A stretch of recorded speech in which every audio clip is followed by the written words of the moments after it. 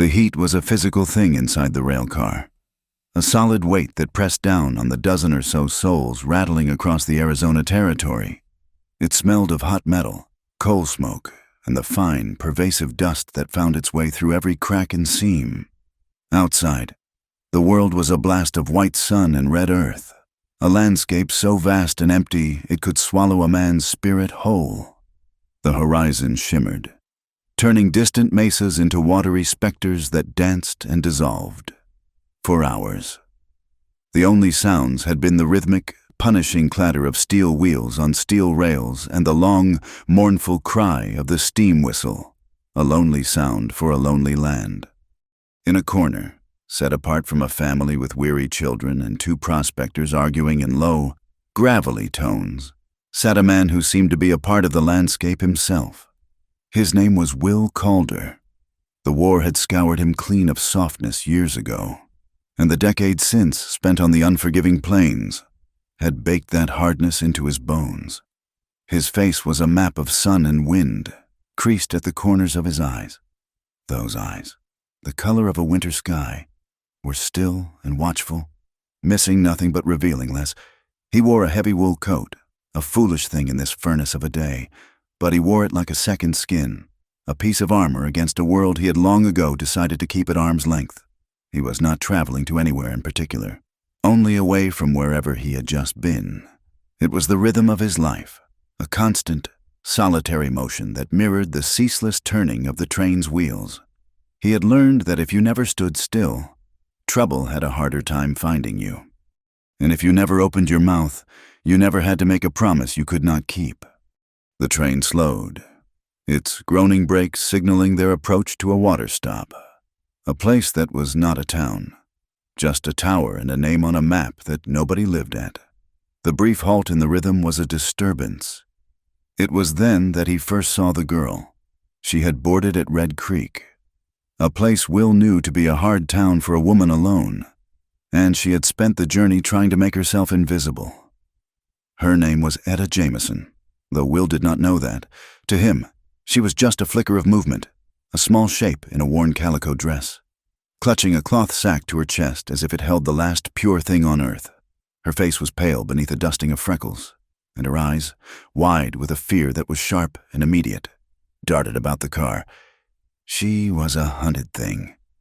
Will had seen that look before, in the eyes of deer just before the rifle's crack, and in the eyes of men who knew their time was up.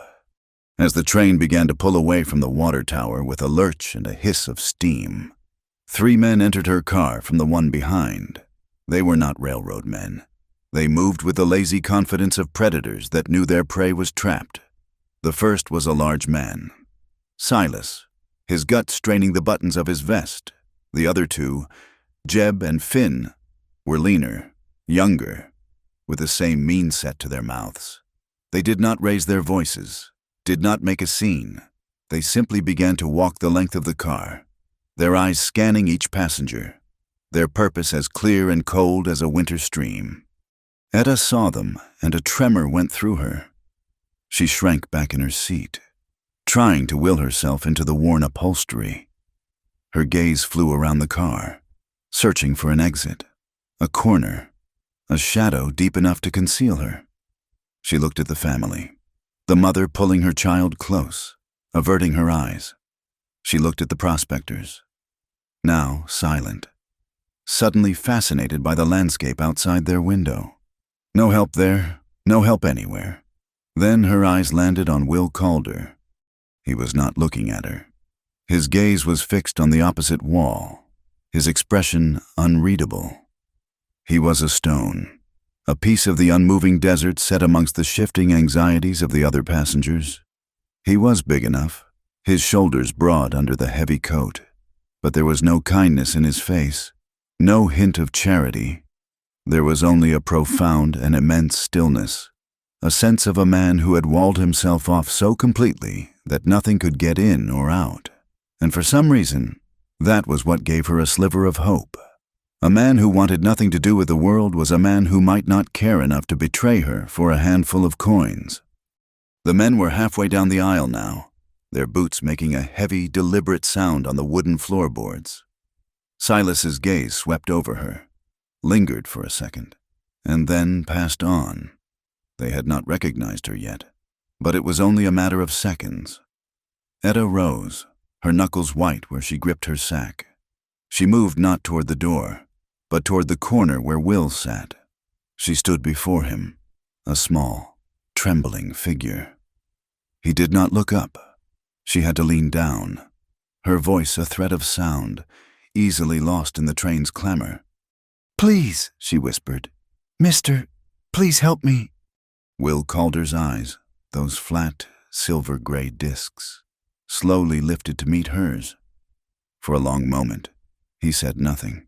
He simply looked at her, his gaze taking in the frayed edge of her sleeve, the desperate plea in her eyes, the way her breath hitched in her chest. He could see the whole sorry story there. He had seen 100 versions of it. A girl, a debt, a man who saw her as property. It was the way of things. It had nothing to do with him. His first instinct, the instinct honed by years of survival, was to turn away, to stare back at the wall and let the world's ugly business play out as it always did. Getting involved was a fool's game. It got good men killed. He had seen that, too. The men had turned at the far end of the car. They were starting back, their search more methodical now. Jeb pointed a finger toward their end of the car, his voice a low rumble. Etta's breath caught in a sob she quickly stifled. She looked back at Will, her eyes now not just pleading, but utterly broken. It was the look of a soul with its back to a cliff, the fall long and the rocks below sharp. Something shifted inside Will Calder. It was not pity, not honor, not any of the grand words men use to justify their foolishness. It was something older and quieter, an echo of the man he had been before the war, before he had learned that the safest way to live was to be dead to the world. He saw not just a hunted girl, but a flicker of a life that was about to be extinguished, and for the first time in a very long time, he felt the impulse to shield the flame. Without a word, he shifted his body. His movements were economical, almost imperceptible. He did not stand. He simply leaned forward slightly and drew back the left side of his heavy wool coat. It was a small gesture, but it opened a space between his body and the wall of the train car. A dark, narrow hollow. He held the coat open and waited, his gray eyes fixed on hers. It was not an invitation. It was a statement of fact. Here is a shadow. Disappear into it if you can. For a heartbeat? Etta hesitated. To trust a stranger was a risk as great as any other, but the sound of the approaching boots was a more certain danger. She moved, slipping into the space he had made. He drew the heavy fabric back around her, and the world outside vanished. It was dark and suffocatingly warm. It smelled of dust and leather, of wood smoke and the faint, clean scent of the man himself. She was pressed against the hard wall of the train on one side and the solid wall of his body on the other. She could feel the steady, slow beat of his heart through his shirt, a rhythm that was a world away from the frantic pounding in her own chest. She made herself as small as possible, tucking her knees to her chest, her small sack clutched between them. The coat was a shroud, a curtain, a fortress wall. Through the thick wool, she could hear the boots stop right beside their seat. "Seen a girl." It was Silas's voice, thick and impatient. Young thing, brown hair, in a faded dress. Etta held her breath until her lungs burned. She could feel Will's stillness beside her, an absolute absence of motion. He did not tense, did not even seem to breathe. He was a rock. The silence stretched, thick and heavy. Etta imagined the man's eyes scanning Will, taking in the hard face, the old coat, the posture that offered no welcome.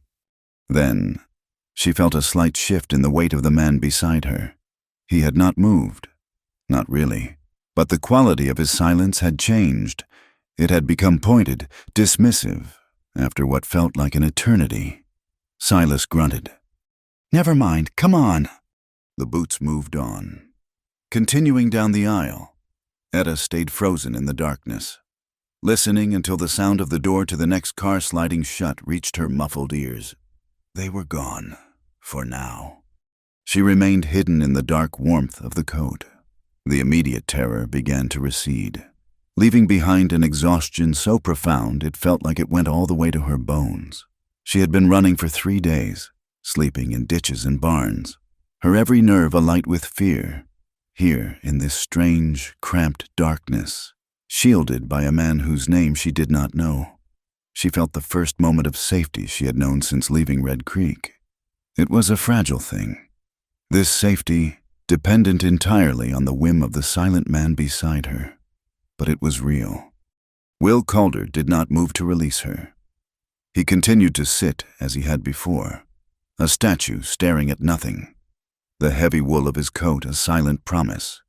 He could feel her trembling subside, could feel the slight weight of her head as it eventually came to rest against his side. The train rattled on, carrying them deeper into the endless, sun-bleached desert.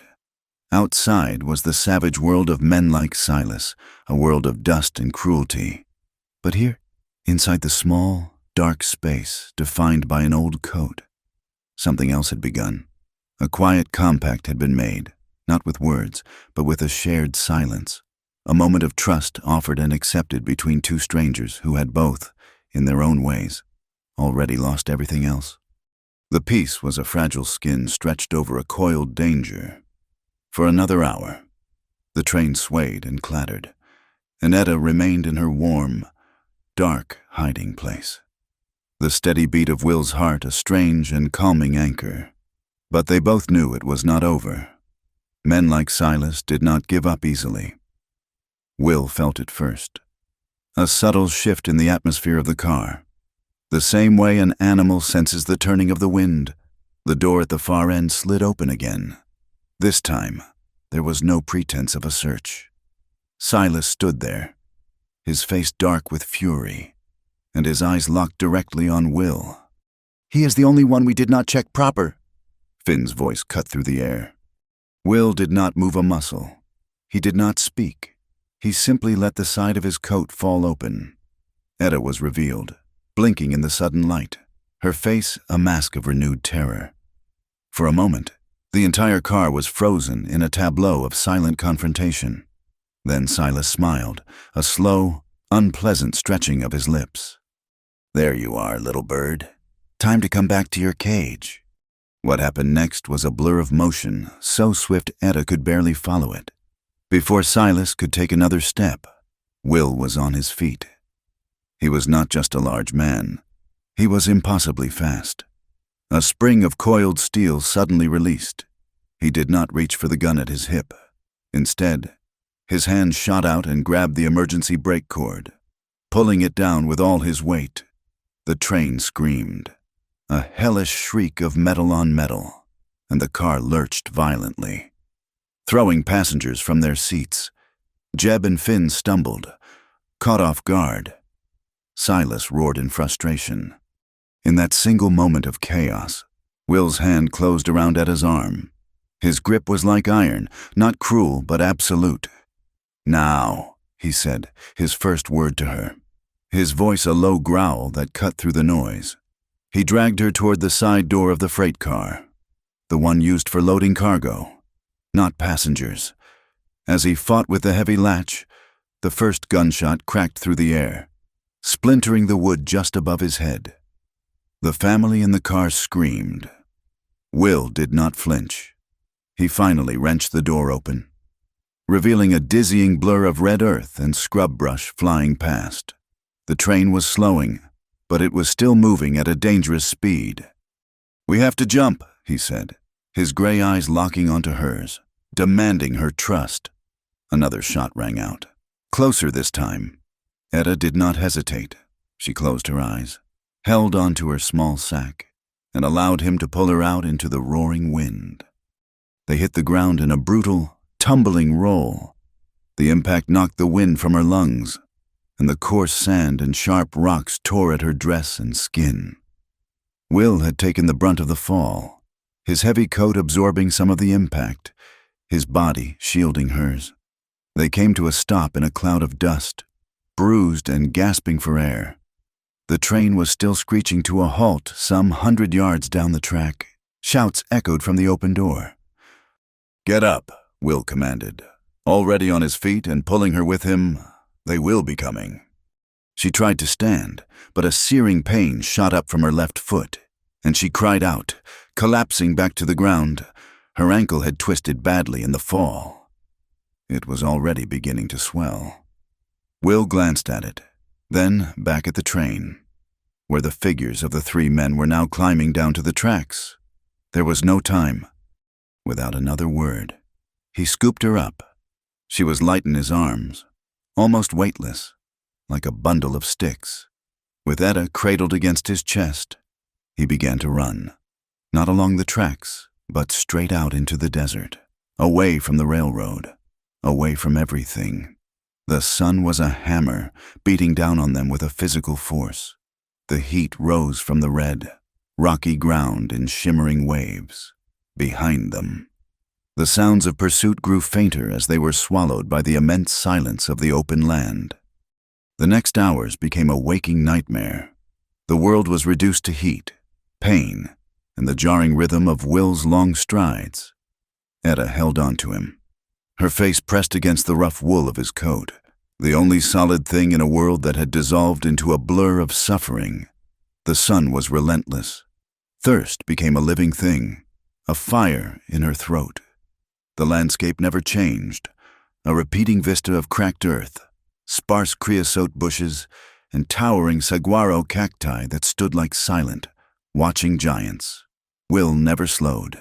His breathing was deep and even, his body a machine built for endurance. He did not sweat so much as bake, the dust clinging to his skin, turning at the color of the earth he crossed. Once, he stopped in the meager shade of a rock outcropping. He gently set her down and pulled a canteen from his belt. He gave her a few sips of the warm, metallic-tasting water before taking a small swallow himself. He tore a strip of cloth from the hem of her dress and, with practiced, impersonal movements, tightly bound her injured ankle. His touch was firm and efficient, the touch of a man who had dressed countless wounds before. He looked at her face, his eyes lingering for a moment on the scrapes and the exhaustion etched there. Then he stood, lifted her again, and walked on. By late afternoon, Etta was drifting in and out of consciousness. The pain in her ankle was a dull, throbbing drumbeat, and the world was a hazy red glow seen through slitted eyelids. She was only dimly aware when the terrain began to change. They were moving into a region of taller rock formations, canyons that cut deep into the earth. The air grew slightly cooler as they descended into the shadows of the stone walls. Will's pace slowed, and he began to move with more care, his eyes scanning the cliffs around them. At last, he turned into a narrow, almost invisible crack in a canyon wall. The opening was just wide enough for a man to pass through. Inside, the temperature dropped blessedly. They were in a hidden hollow, a small, circular valley protected on all sides by sheer walls of red rock. A few hardy cottonwood trees grew here, their leaves a startling, impossible green against the stone. It was a secret world, a pocket of life hidden in the heart of the dead land. In the center of the hollow stood a small cabin, built of rough-hewn logs, with a stone chimney and a roof of packed earth. It was not much more than a single room, but it looked as solid and enduring as the cliffs that sheltered it. As Will approached, the cabin door opened and a boy of about 10 years stepped out. He was barefoot, with a shock of sandy hair and serious blue eyes. He watched their approach without a word, his expression a mixture of curiosity and concern. "Huck," Will said, his voice raspy with thirst. "Get some water?" The boy, Huck, disappeared back inside and returned a moment later with a dipper of water. Will drank deeply, then gave the rest to Etta. He carried her inside the cabin and laid her gently on a narrow cot covered with a thick wool blanket. The interior was dark and cool. It smelled of pine wood, smoke from the cold hearth, and something else, something clean and wild like the desert after a rain. There was a small table, 2 chairs, a stone fireplace, and shelves holding a few tins of food, a stack of books, and other simple necessities. It was a place of solitude, built for purpose, not comfort.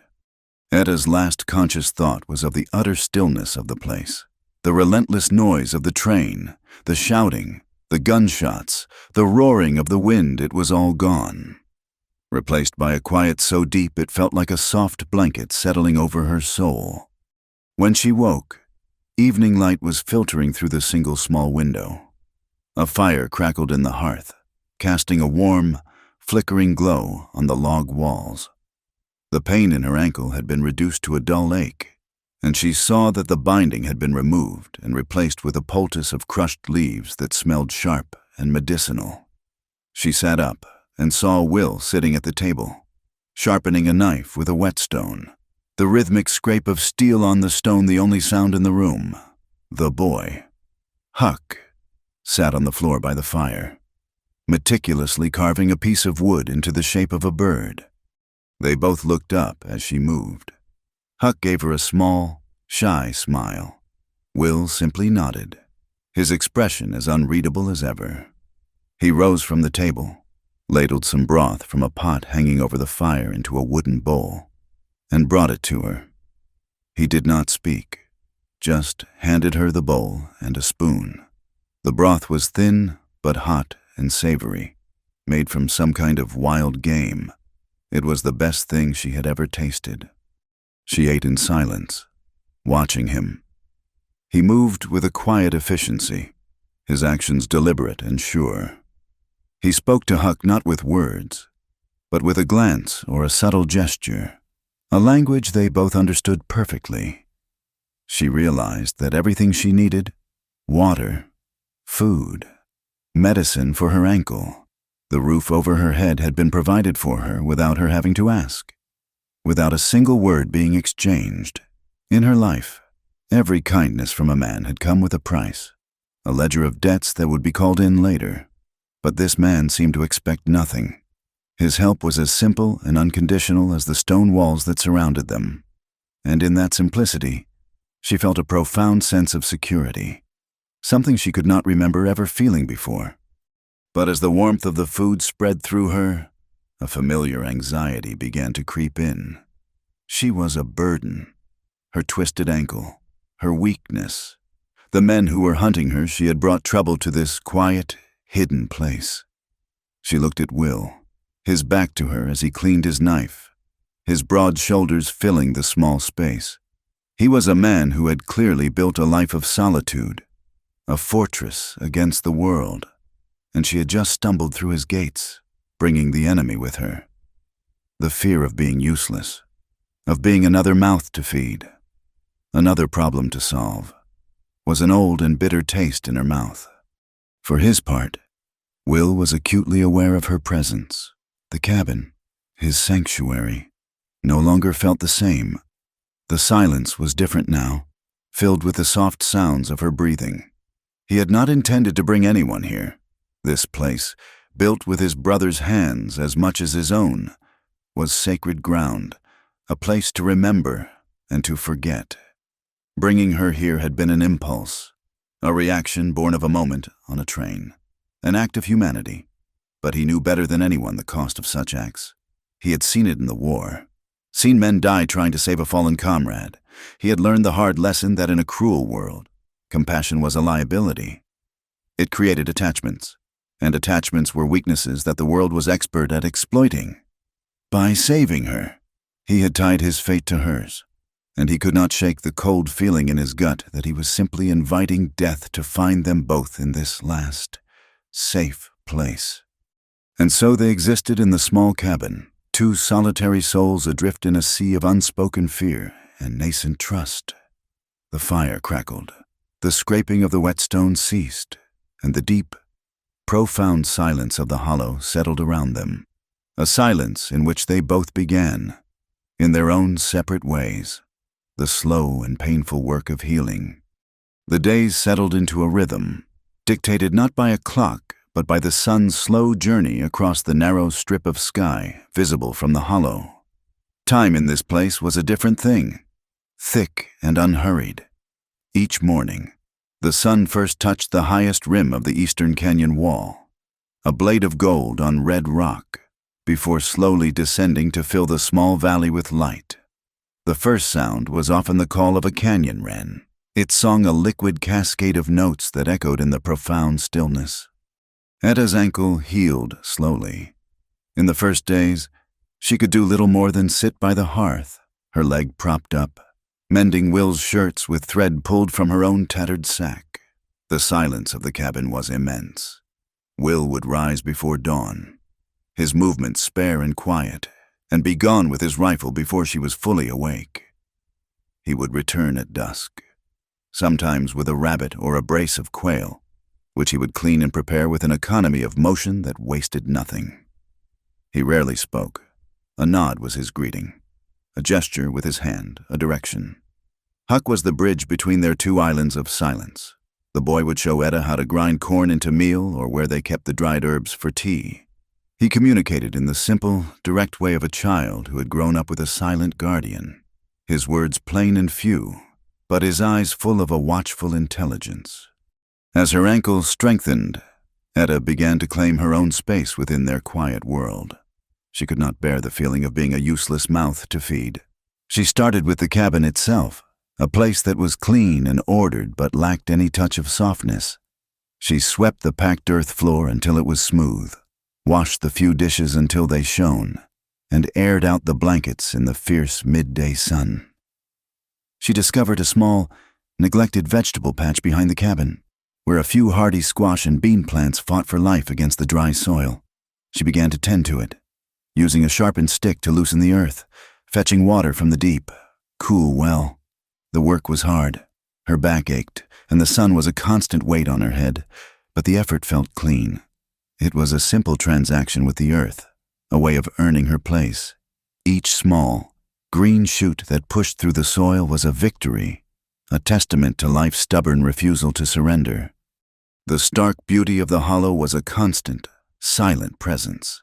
It was a world of harsh contrasts, the deep, cool shadows and the blinding white sunlight, the rough, abrasive texture of the rock, and the surprising softness of a bird's feather found on the ground, the absolute silence and the sudden, sharp cry of a hawk circling overhead. In Red Creek, life had been a clamor of harsh voices, the smell of stale whiskey, and the constant, grinding fear. Here, the world was stripped down to its essentials: rock, sun, water, life. This raw simplicity was both terrifying and deeply calming. Her past felt like a fever dream, a story that had happened to someone else. The quiet, repetitive labor of her days was a kind of purification, slowly washing away the grime of her old life. Will's heavy wool coat, the one that had been her first sanctuary, now hung from a wooden peg beside the door. It was too warm for him to wear in the hollow, but he did not pack it away. It remained there, a permanent fixture, a silent testament to how she had come to this place. Sometimes, when she was alone in the cabin, she would run her hand over the coarse fabric, the memory of that dark, safe space, a tangible thing. The coat was no longer just a piece of clothing. It had become a symbol of the unspoken pact between them, a promise of protection that had been kept. Their relationship grew not in words, but in the spaces between them, in small, almost invisible gestures. One afternoon, while she was weeding the garden, the heat became unbearable. She came inside, her head swimming, and went to the water bucket. The dipper, which should have held lukewarm water, was slick with condensation, filled with icy cold water from the very bottom of the well. Will had been back to the cabin at midday, a rare occurrence, and had left it for her. He was gone again before she could even see him, but the small kindness lingered in the cool water she drank, a silent acknowledgement of her labor. Another time, she watched him cleaning his rifle, his brow furrowed in concentration as he sat on a hard, three-legged stool he had made. The next day, while he was out hunting, she found a supple piece of tanned buckskin among his supplies. It was a soft, beautiful thing, and she hesitated to take it. but the thought of him sitting on the hard stool night after night spurred her on. She folded the deerskin into a neat square and placed it on the seat. When he returned that evening, he sat on the stool as usual. He did not look at the deerskin or at her. He simply settled his weight onto it, a subtle, almost imperceptible adjustment in his posture, the only sign that he had noticed. It was his way of saying thank you. It was enough. Huck was learning to read and write. Each evening, after their simple meal, Will would sit with the boy at the table. He had a few worn books, a copy of the Bible, a book of Shakespeare's plays, and an almanac, with a piece of charcoal on a smooth plank of wood. Will would patiently trace out the letters, his large, calloused finger guiding Huck's smaller one. His voice, when he spoke to the boy, was low and steady, a gentle rumble in the quiet cabin. Etta would sit by the fire, mending or shelling beans, and she would listen. She had never learned to read, and the strange, beautiful shapes of the letters were a mystery to her. She listened to the rise and fall of Will's voice as he read aloud from the Bible, the old, powerful words filling the small room, stories of suffering and redemption in another desert long ago. Slowly, carefully, she began to feel less like an intruder and more like a part of the small, silent world of the hollow. She learned the subtle language of this place. She learned that when Will cleaned his rifle with a particular, focused intensity, it meant he was troubled. She learned that when Huck carved birds, he was content, but when he carved wolves, he was afraid. They, in turn, learned her rhythms. They knew she liked to watch the sunrise from the cabin doorway, and they learned that the small, smooth stones she collected from the creek bed were her only treasures. One evening, a fierce wind kicked up, howling through the canyons and rattling the cabin door. Huck, who was usually fearless, grew quiet and watchful, his eyes wide in the firelight. The sound was a reminder of the vast, dangerous world that lay just beyond their sheltered walls. Etta saw the boy's fear and felt an echo of it in her own heart. She went to the cot where he slept and pulled the blanket up a little higher around his shoulders.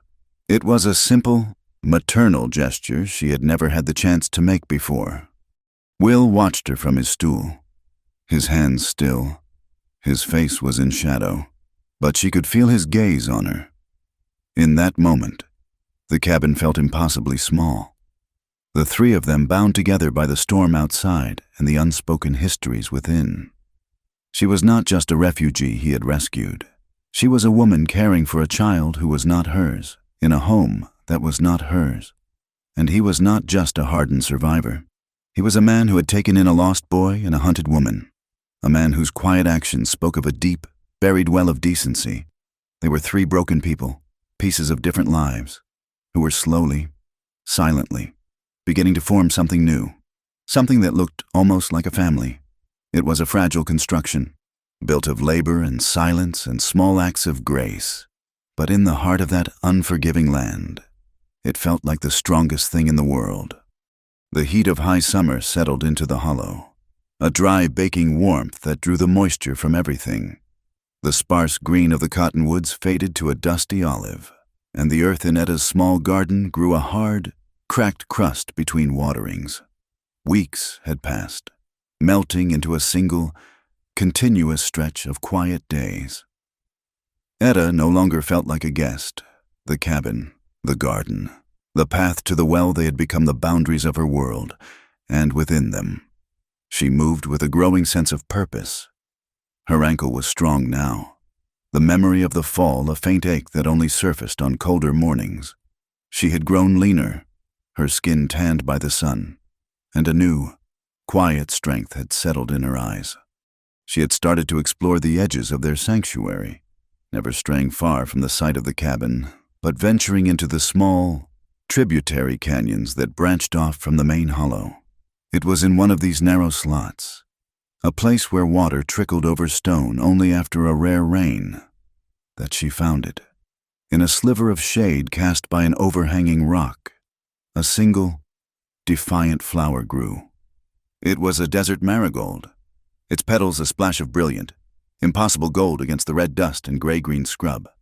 in a landscape that valued endurance over beauty, that favored thorns and tough, waxy leaves. The flower was an absurdity, a small, perfect miracle. It was so fragile, its thin stem seemingly too weak to hold up the bloom against the persistent wind. Yet there it was, living. She knelt, looking at it for a long time. The flower seemed to her a reflection of her own unlikely survival. It had no business being there, yet it bloomed.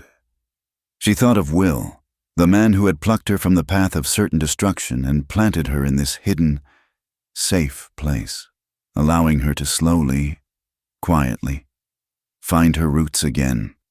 A wave of gratitude so powerful it made her chest ache washed over her. It was a feeling too large for the few, simple words she possessed. How could she say thank you for her life? How could she explain that he had not just saved her body, but had given her soul a place to rest and heal? Carefully, she broke the stem and cupped the flower in her palm. It felt like holding a flicker of sunlight. She carried it back to the cabin, shielding it from the wind. This would be her thanks. This small, beautiful, living thing. It was a word she could not speak, a message from her heart. She did not take it inside. Instead, she laid it on the flat stone that served as a doorstep, a silent offering placed at the threshold of the home he had given her. It was a gesture that said, without words, "You let me live again, and this is the only beautiful thing I have to give you in return." She spent the rest of the afternoon in a state of quiet anxiety, her stomach fluttering with a feeling that was equal parts hope and dread. She busied herself in the garden, but her eyes kept straying to the cabin door, to the small spot of gold on the gray stone. When she saw Will's familiar, broad-shouldered figure appear at the mouth of the hollow late in the day, his rifle resting on his shoulder, her heart began to beat a little faster. He walked with his usual long, unhurried stride, his gaze sweeping over the hollow as it always did. He saw the flower. She watched him stop for a single, brief moment. His head tilted almost imperceptibly. His face, as always, was a mask of stoic neutrality. He looked at the flower, a tiny, vibrant thing lying on the stone, and then his gaze lifted to the cabin, and then beyond it, to the canyon walls. He did not touch it. He did not acknowledge it in any way. He simply stepped over it and went inside. Etta's spirit sank. A cold knot of disappointment formed in her stomach. He had not understood. Or worse, he had understood and had not cared. To him, it was just a weed, a piece of desert detritus to be ignored. The silence in the cabin that evening was heavier than usual. She felt foolish, her grand, heartfelt gesture reduced to a child's silly game. He sat on his stool, the one she had patted for him, and ate his meal in his customary silence. He did not look at her any more or less than he usually did. The flower, her beautiful, eloquent word of thanks, might as well have never existed. The next morning, it was gone. The wind had likely taken it in the night, sweeping it away to be lost in the dust. Etta did not look for it. She pushed the small, sharp sting of her disappointment down deep and focused on her chores, telling herself she had been a fool to expect anything different from a man who was as hard and silent as the rock that surrounded them. Several days later, Will was repairing a piece of Huck's clothing that had been torn on a sharp branch. The boy sat watching him, his chin in his hands. Will's large fingers, surprisingly nimble, worked the needle and thread, but the thread snapped. He grunted in mild frustration and looked over at Etta. "In the box," he said, his voice a low rumble. "On the shelf. There are more needles." She nodded and went to the small, wooden chest on the high shelf where he kept his few personal possessions. It was the first time she had ever been asked to look inside it. She took the box down carefully. It was old and smooth, the wood dark with age. She lifted the lid. Inside, nestled amongst a spare whetstone, a small pouch of tobacco, and a folded map, was a leather-bound notebook. It was small enough to fit in his coat pocket, its cover worn soft at the edges. He needed the needle. which was in a small cloth packet beneath the book. As she reached for it, her fingers brushed the notebook's cover. An irresistible curiosity, sharp and sudden, made her pause. She knew she should not. This was his private world, a place she had no right to enter. But the memory of the flower, of her failed attempt to communicate, was still a fresh hurt. Her hands trembling slightly, she lifted the notebook out and opened it to a random page. She had expected words, a journal of his thoughts, but the pages were filled with drawings. They were sketches made with a sure and steady hand, using a piece of charcoal. They were not the work of a trained artist, but they were full of a quiet, intense power. He had drawn the world around him with a startling clarity. There was a sketch of a hawk, its wings spread, every feather precisely rendered. There was a drawing of a particular rock formation, its cracks and fissures captured in intricate detail. There was a portrait of Huck, his face scrunched in concentration as he carved a piece of wood. The intensity in the boy's eyes so perfectly captured it felt as though he might blink. This was his journal, a record of what he saw, of what he deemed important enough to remember. She turned the pages slowly, feeling like an intruder, yet unable to stop. She saw the familiar shapes of the canyon, the gnarled branches of the cottonwood trees, the flight of a bat at dusk. It was his world, his silent observations committed to paper. And then, her breath caught in her throat. Her heart gave a single, painful jolt. There, pressed carefully between two pages, was her flower. Its vibrant gold had faded to a pale, buttery yellow, and its petals were as thin and delicate as a moth's wing. But it was unmistakably her marigold. It was perfectly preserved, its fragile form protected by the heavy pages of the book. And on the facing page, he had drawn it. He had sketched it when it was still fresh, capturing its perfect, sunburst shape, the gentle curl of its petals, the impossible defiance of its existence. Etta stared at the pressed flower and the drawing, and a wave of understanding so profound it felt like a physical impact washed over her. He had not ignored her gift. He had not stepped over it with indifference. He had seen it, understood its meaning, and had taken it. He had saved it. In his own silent, solitary way, he had honored it more deeply than she could ever have imagined.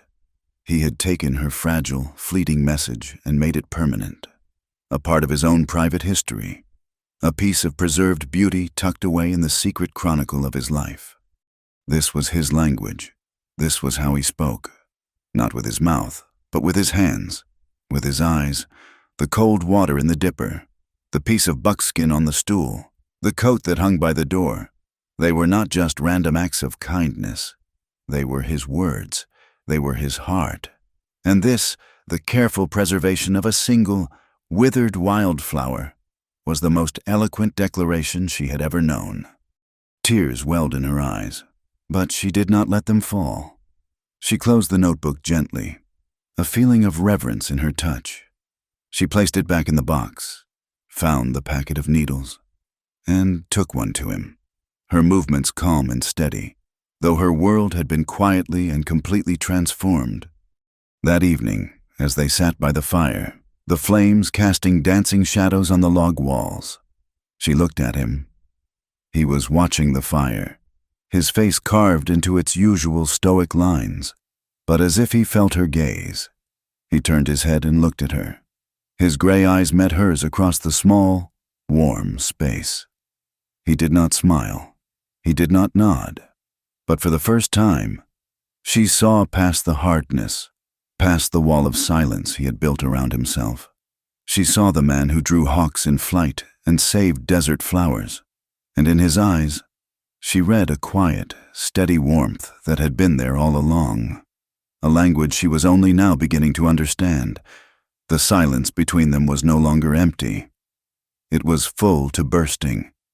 The autumn was brief, a fleeting wash of gold on the cottonwood leaves that was soon scoured away by a sharpening wind.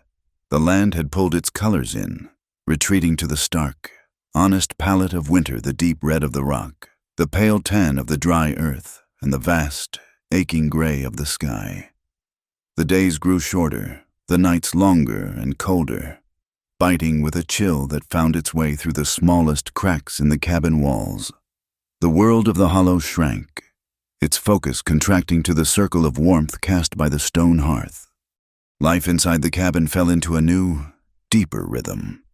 The work was now about preservation, about preparing for the lean months ahead. They stacked firewood high against the outer wall. Etta helped Huck gather the last of the tough-skinned squashes from her garden, her hands now calloused and capable. Will hunted with a quiet urgency, bringing back a small deer that would see them through the first snows. They worked together, a silent, efficient team, their movements weaving around each other in the small space with an unspoken understanding. The barrier of strangeness between them had long since dissolved, replaced by a comfortable, quiet familiarity. The discovery of the pressed flower in his notebook had changed everything for Etta. It had been like finding a key to a locked room inside him.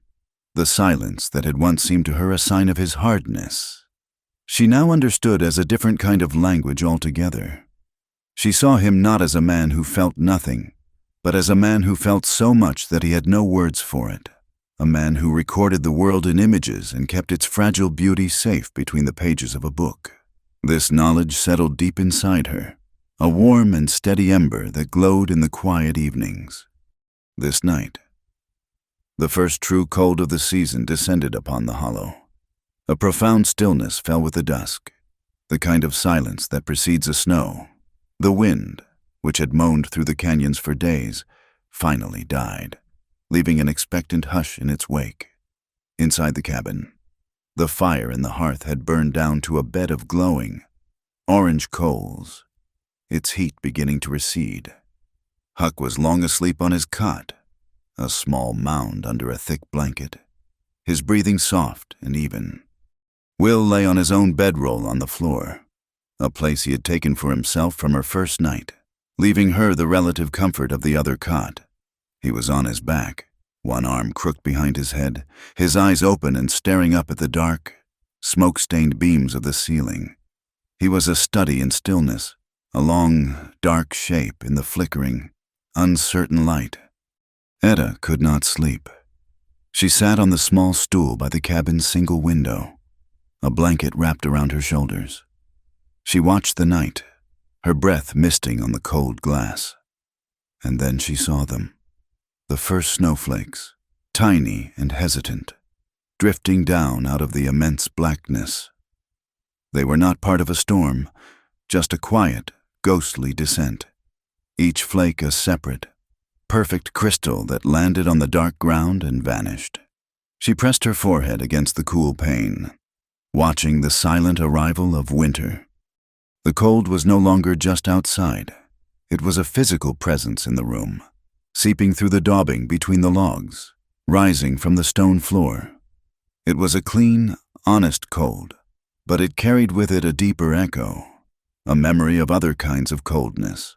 The cold of fear on the train, the cold of hunger in the alleys of Red Creek, the cold of a loneliness so profound it felt like a hollow space inside her chest.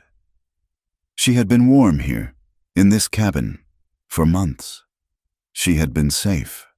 But the arrival of the snow, of the deep winter, was a reminder that the world was a harsh and unforgiving place, and that their small pocket of warmth was a fragile anomaly.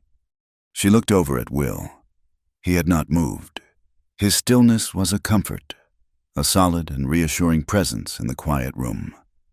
She was no longer afraid of him, or of what he might think of her.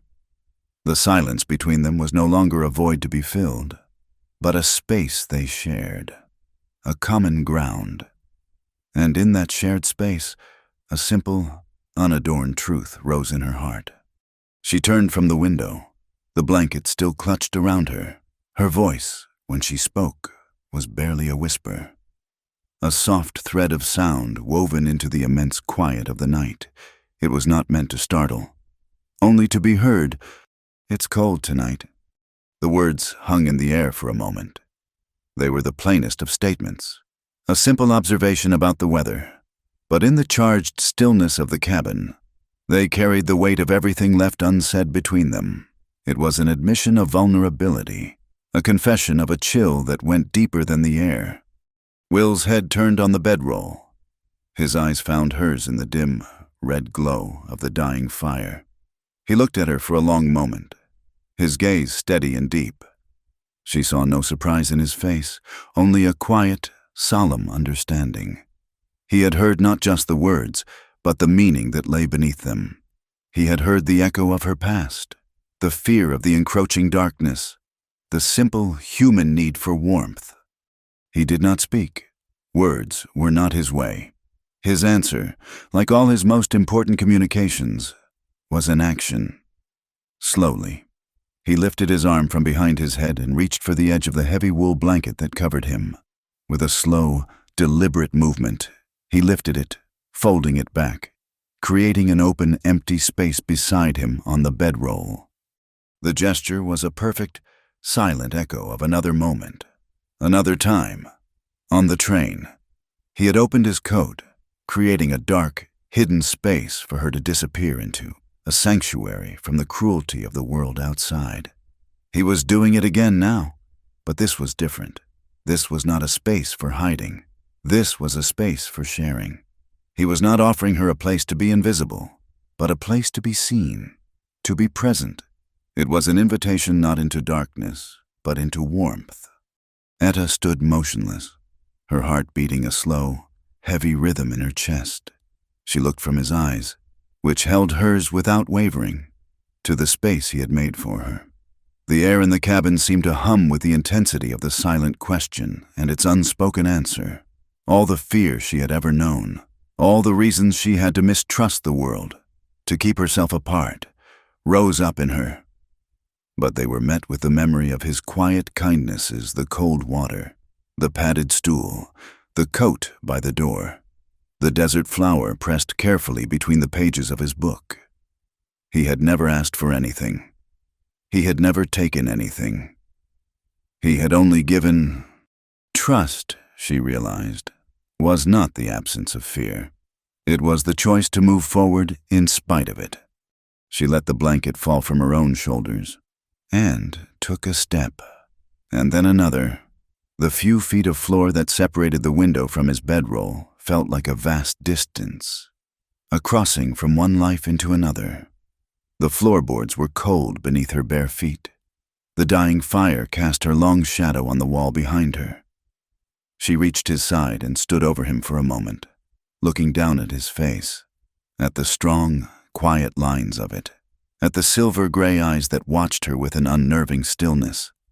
Then she knelt, and with a slow, deliberate grace, she lowered herself into the space he had made, lying down on her side to face him.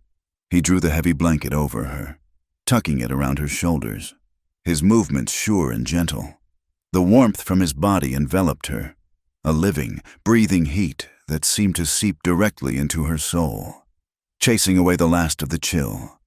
The rough texture of the wool was a familiar comfort. She was close enough to feel the slow, steady rise and fall of his chest, to smell the clean scent of pine and wood smoke that clung to him. He did not touch her, not yet. They simply lay there, side by side, two solitary beings who had found a common shore. The boundary between them was no longer a wall, but a shared blanket. The cold night was no longer a threat, but a backdrop to this quiet, momentous peace. After a long time, she felt his hand move. His fingers, calloused and warm, came to rest gently on her arm. The touch was electric, a simple point of contact that sent a current of pure, undiluted warmth through her entire being.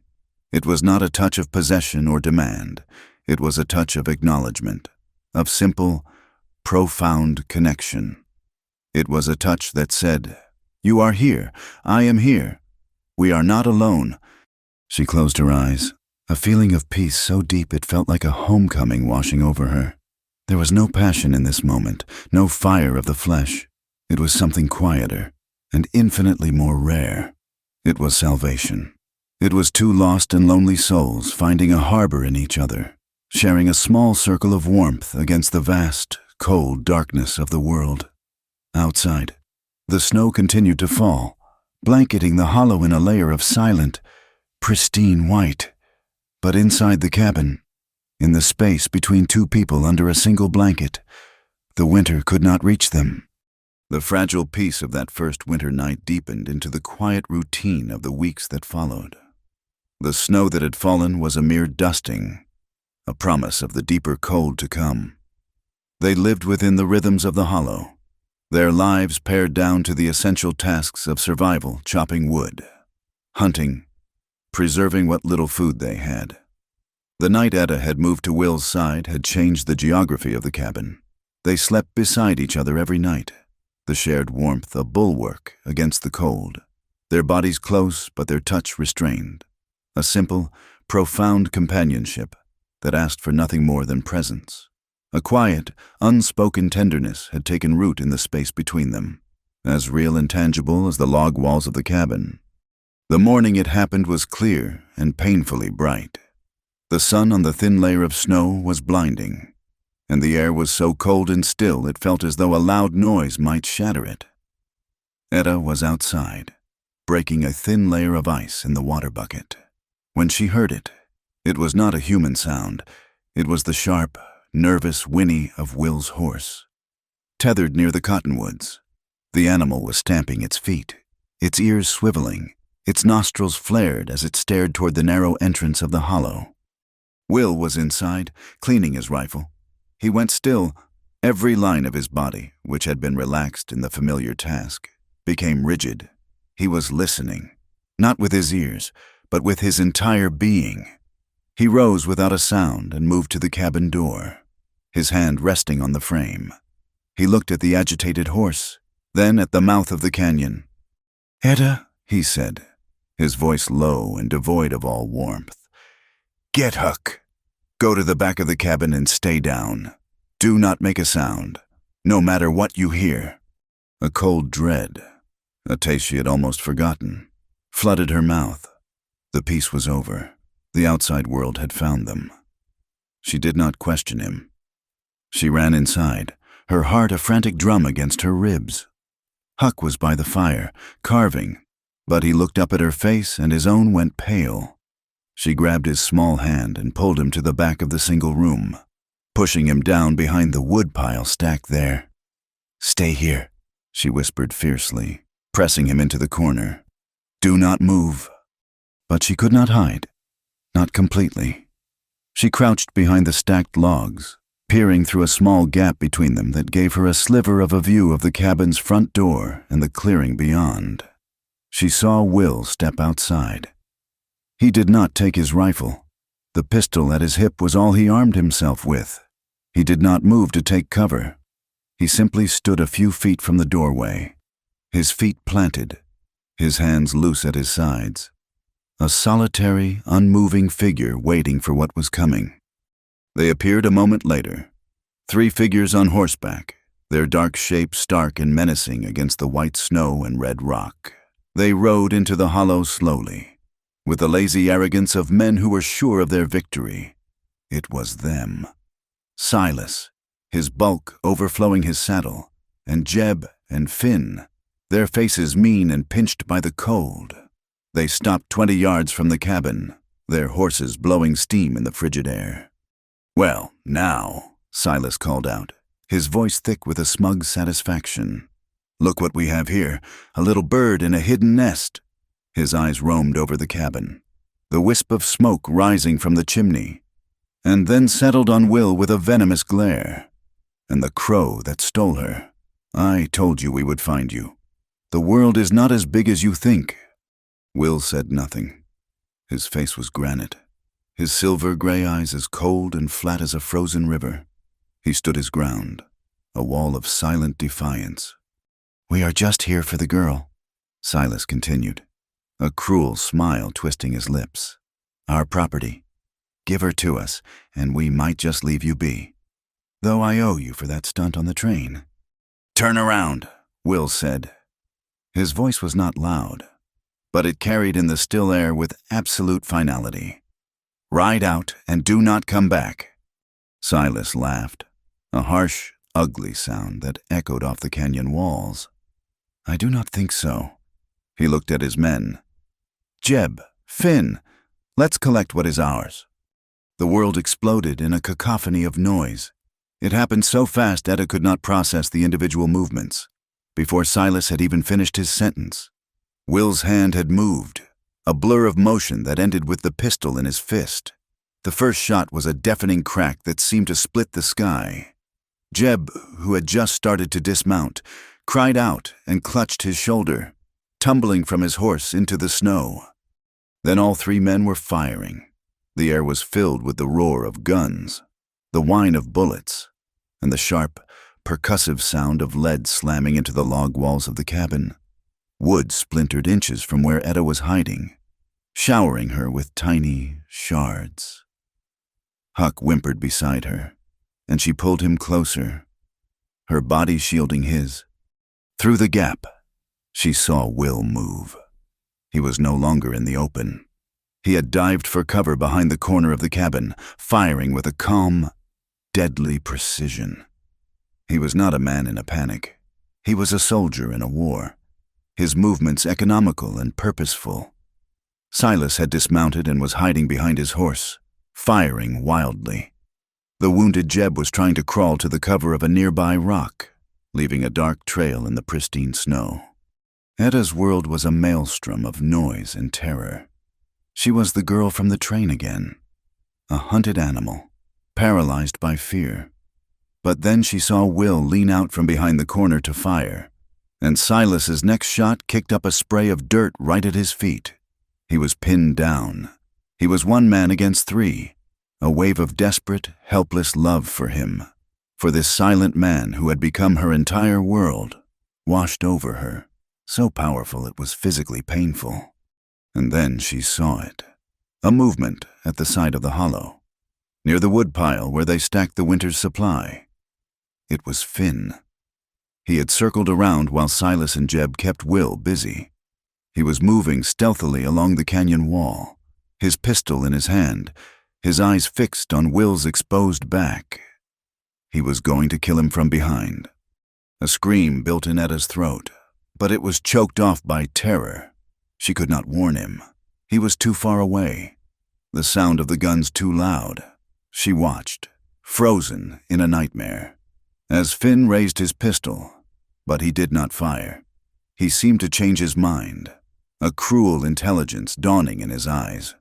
He holstered his gun and instead picked up a heavy, thick piece of firewood from the woodpile. It was a club. He wanted to do this quietly.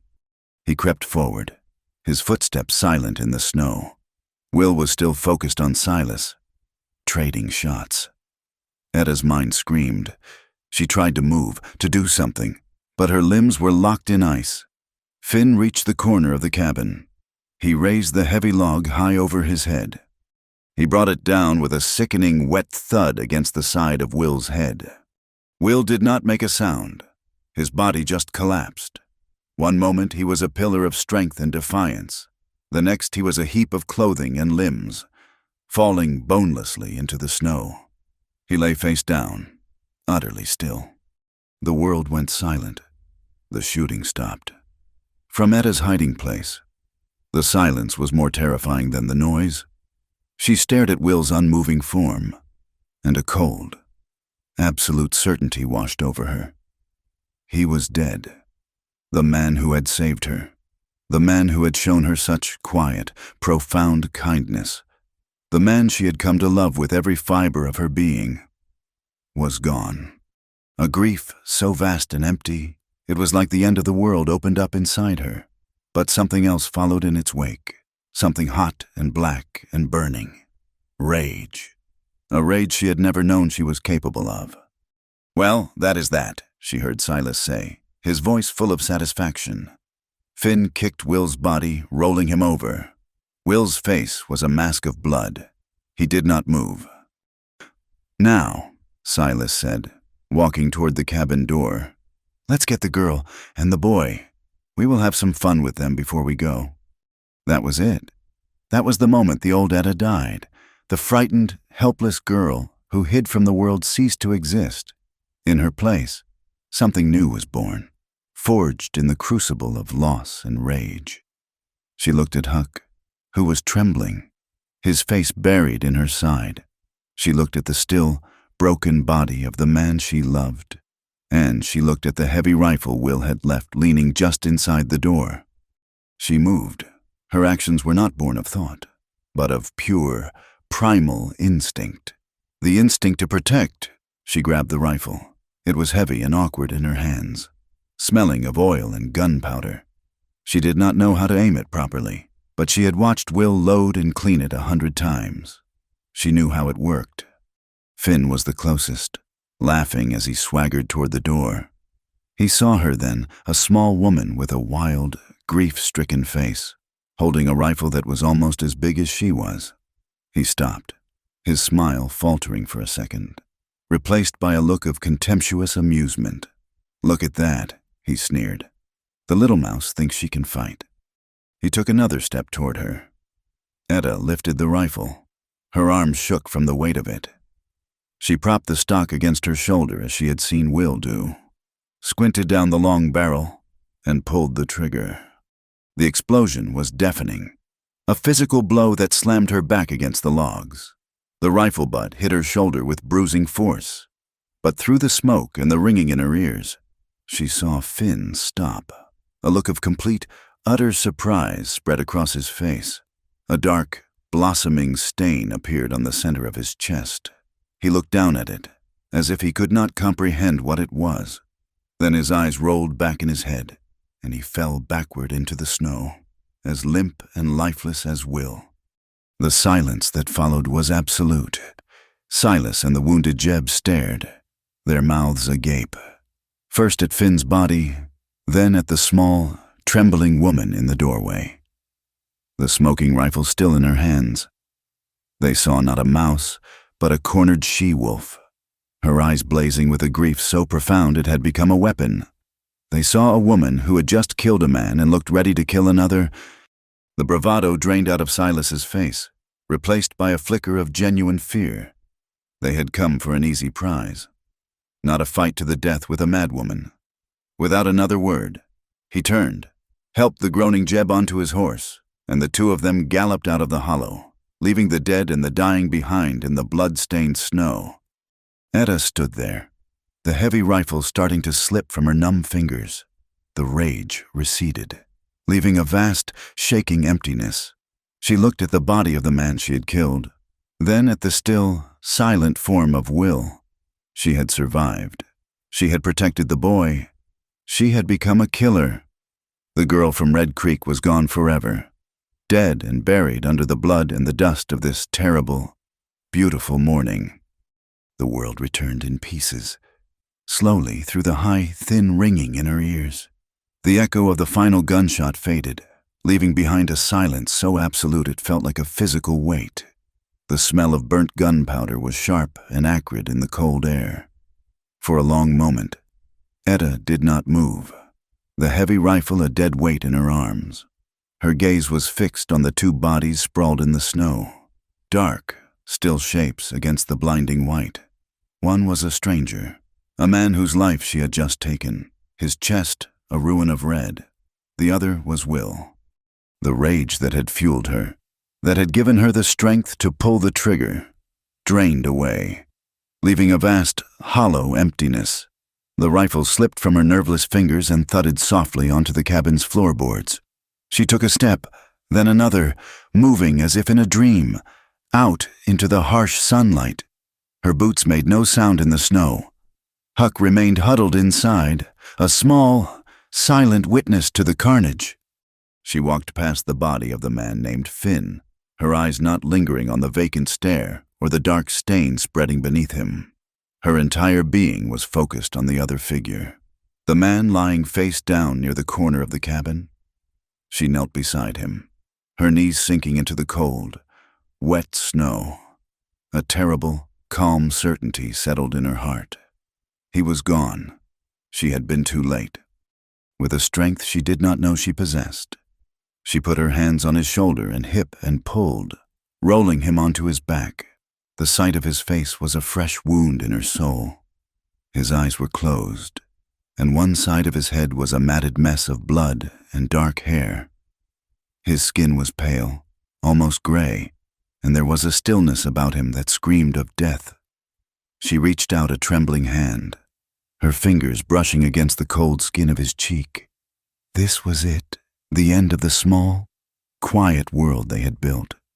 And then she felt it, a flicker beneath her fingers, a tiny, almost imperceptible twitch in his jaw. Her hand froze. She leaned closer, her ear hovering just above his lips, holding her own breath to listen.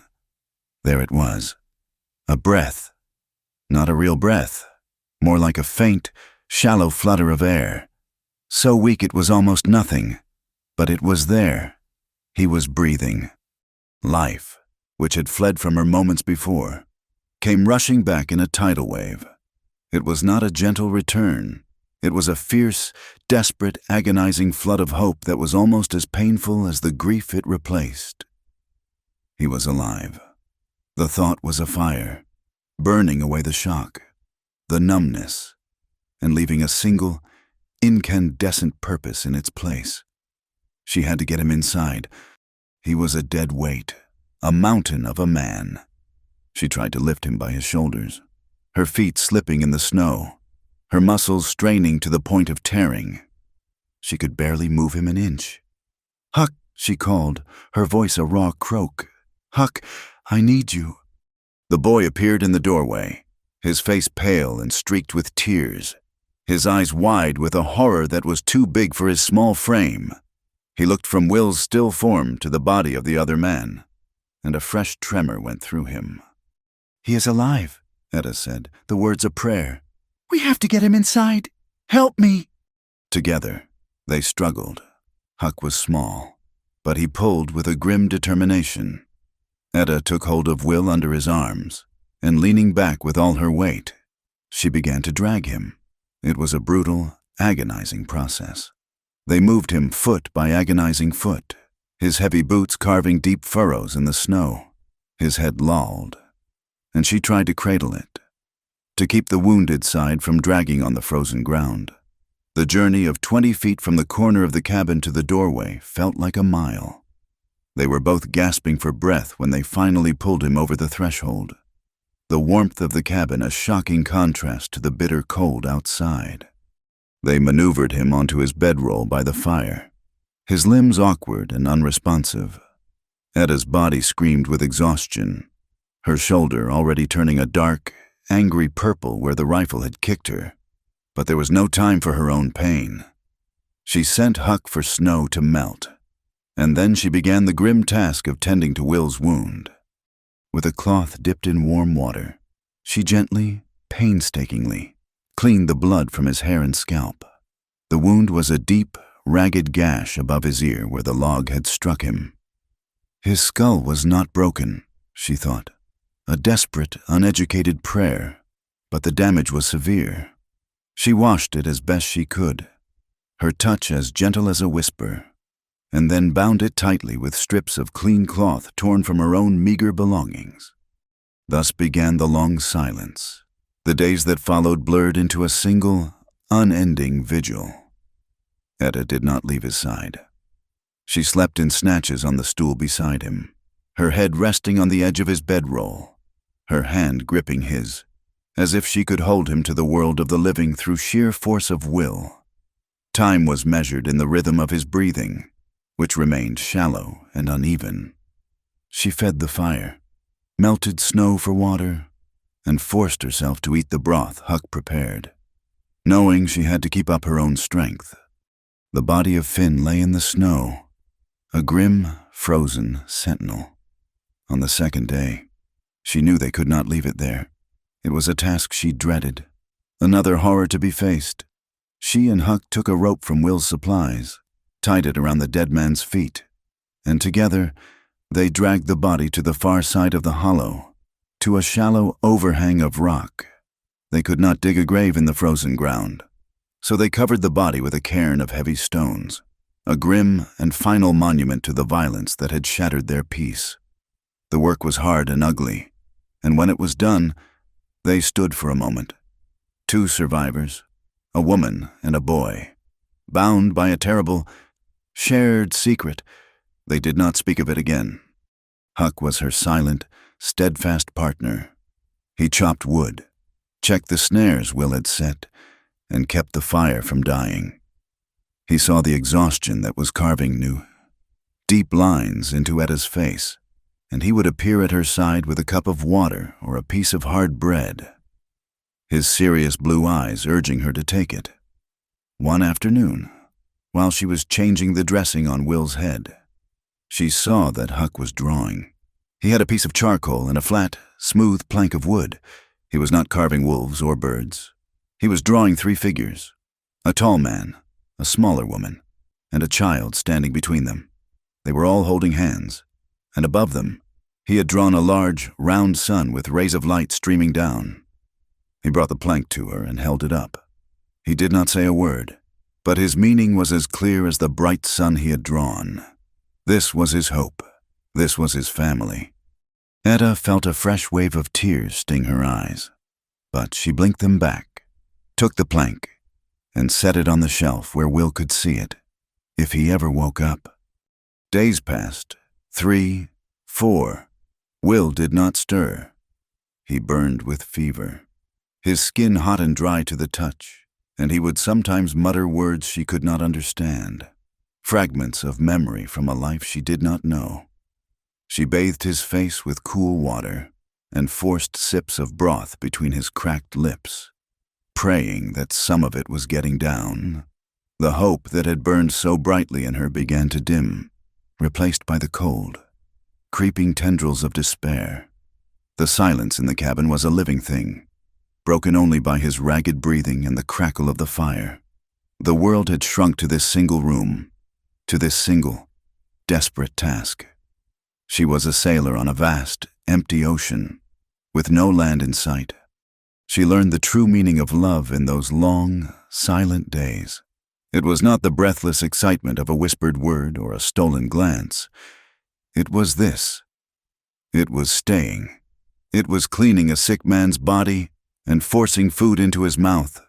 It was fighting a relentless, exhausting, losing battle against death, simply because you could not bear the thought of a world without him in it.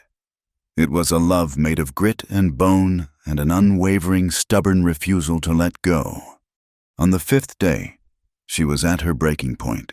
She had not had more than an hour of uninterrupted sleep since the attack.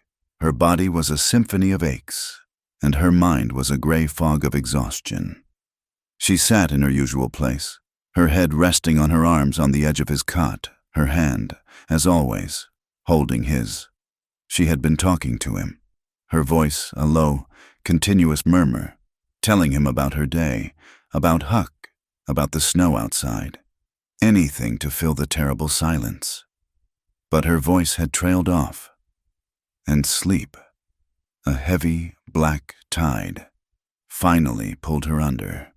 She did not know how long she had slept. An hour, maybe 2. What woke her was a change in the pressure of her hand, a faint, weak squeezing. Her eyes flew open. She lifted her head, her heart hammering against her ribs. Will's eyes were open. They were cloudy and unfocused, but they were open. He was looking at her. His gaze moved slowly, taking in her face, her hair falling across her cheek, and then moved down to her hand, which was still clasped tightly in his. He blinked slowly, like a man waking from a very long and very deep dream. His lips parted, and a dry, rasping sound came from his throat. Etta could not speak. A sob of pure, unadulterated relief caught in her throat. She simply stared back at him, the tears she had held back for so long finally overflowing, streaming down her face in hot, silent tracks. He was back. He was with her. His gaze held hers, and in the depths of his silver-gray eyes, she saw a flicker of confusion, of pain, but beneath it, something else, a dawning awareness. He was a man waking up in a world that had been shattered. But the first thing he saw, the first thing he was truly aware of, was the woman who had refused to leave his side. her hand a steadfast anchor in the storm of his long, dark sleep. The long silence was over. The long winter was a time of quiet convalescence, a slow mending of both body and spirit. Will's return to the world was not a sudden awakening, but a gradual journey back from a distant country. In the first days, he was weak, his movements slow and uncertain, his words few and slurred. He would drift in and out of a deep, healing sleep, and Etta would be there, a constant, steady presence at his side. She fed him broth, changed the dressing on his head, and simply sat with him, her hand often resting on his, a silent conversation of touch that spoke more than words ever could. The ghosts of that morning sometimes visited her in her sleep. She would dream of the crack of the rifle, the smell of gunpowder, the terrible final stillness of a man falling in the snow. But she would wake not with a scream, but with a deep, shuddering breath. And the solid warmth of Will sleeping beside her was the anchor that kept her from drifting away into the darkness of the memory. He, too, had his own ghosts. Sometimes, in the depths of the night, a low groan would escape his lips, and his hand would clench in hers, his mind wrestling with demons she could not see. In those moments, she would just hold on tighter, a silent, living reassurance that he was not alone. They never spoke of the day Silas returned. They never spoke of the man buried under the cairn of stones on the far side of the hollow. His absence, like Will's scar, became a part of the landscape of their lives, a silent foundation upon which their new world was built. To speak of it would be to give the violence a power it no longer deserved. They had survived it. That was the only thing that mattered. Their life was now defined not by what had been taken from them, but by what they had chosen to build in its place. As the days lengthened and the iron grip of winter began to loosen, a change came over the hollow. The silence of the deep snow gave way to the soft music of meltwater, a trickling, gurgling sound that was the first promise of spring. The air lost its biting edge, softening with a hint of damp earth. Will began to regain his strength.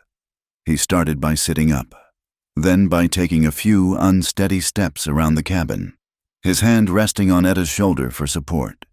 Soon, he was able to sit by the fire and watch Huck carve, a quiet approval in his eyes.